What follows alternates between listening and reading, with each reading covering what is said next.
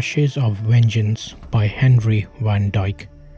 Dun was a hard little city, proud and harsh, but impregnable because it was built upon a high rock.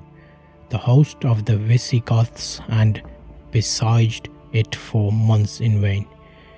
Then came fugitive from the city at midnight to the tent of Alaric, the chief of the besiegers.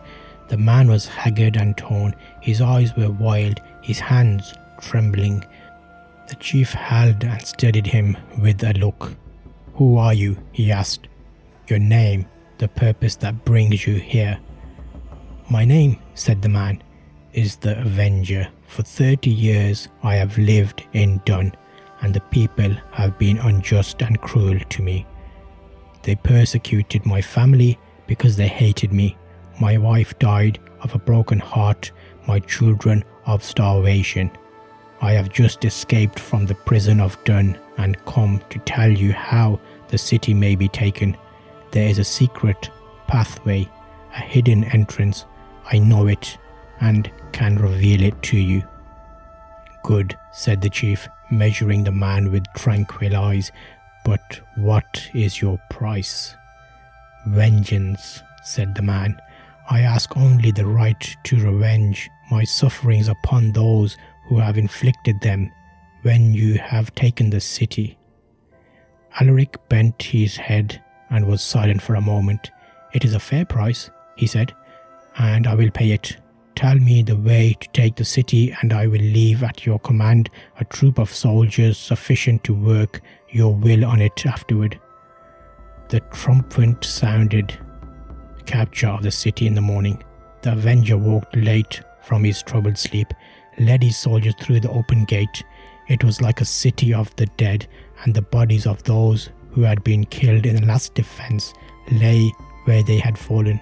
Empty and silent were the streets where Lie had so often walked in humiliation.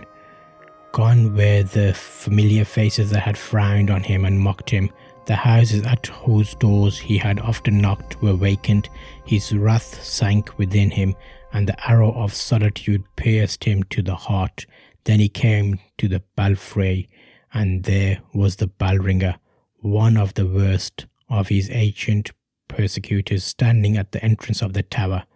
"Why are you here?" said the Avenger. "By the orders of King Alaric," answered the bell ringer, "to ring the bells when peace comes to the city."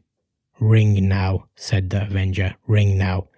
Then at the sound of the bells the people who had concealed themselves at Alaric's command came trooping forth from the cellars and caves where they had been hiding, old men and women and children, a motley throng of sufferers.